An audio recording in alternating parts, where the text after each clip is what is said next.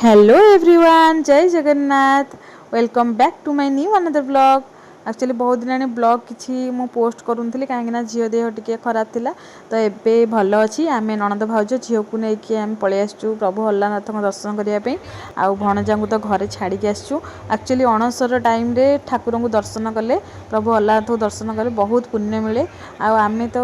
मु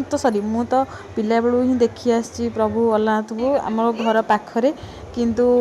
यही टाइम रे ही देखिले एक्चुअली जो पुण्यटा मिले अलग टाइम रे देखिले से पुण्यटा से पुण्य मिलेनी से आम समस्ते एक्चुअली पलि आसचु प्रभु दर्शन करने लाइन रे लगी जाइछु।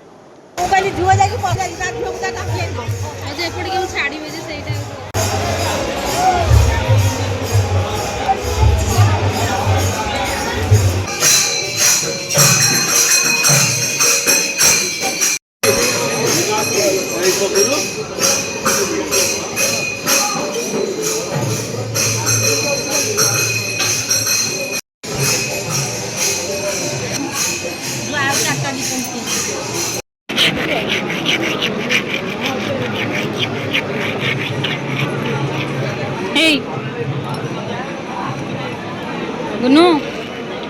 अनेलु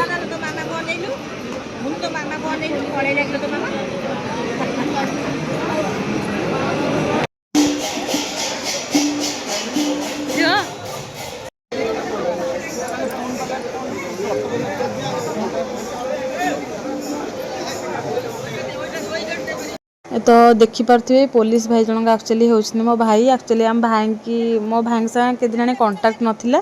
तो मुझे जान नी भाई माने ये ड्यूटी पड़ी तो भाई जो रिटर्न करते ड्यूटी सारिकी आमको जो माने अभड़ा मिले तो सेठी आमको देखाले तो भाई आम कहले समस्ते बसी पड़ आ तुमको नहीं दौची तो भगवान भल डोरी गोटे लगी एक्चुअली आसबार किसी प्लानिंग नाला आम आसिलु ठाकुर को बहुत बढ़िया से दर्शन कलु तापर जेहेतु आम माने मो घर बापघर है ब्रह्मगिरी अल्लाहनाथ आमर निज जगह तो बहुत बढ़िया लगुच ठाकुर को दर्शन करके सहित भाई आणिकी देदेले आ बहुत सारा अभड़ा माने 4टा पत्र पूरा कदली पत्र आणिकी 4 जन दे देछंती सफिशिएंट पूरा आ खाई होनी आउ ठाकुर तो कहती अल्प टे अन्न भी पेट को गले पेट शांति हो जाए तो एते खाई पारे है तो सेमती दिन बहुत भलसे कटला तो यापर आम टे जीवु आमर जो गौड़िया मठ अच्छे आम टे दर्शन करके आउ जीवु बाहर को घर पर आ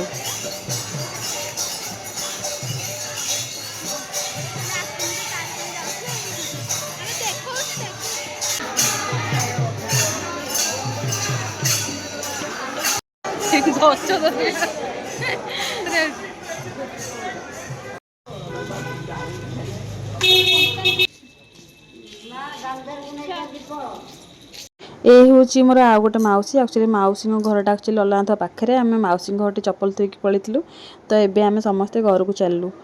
तो वीडियोटी भल लगे लाइक शेयर सब्सक्राइब करेंगे। रोची बाय बाय।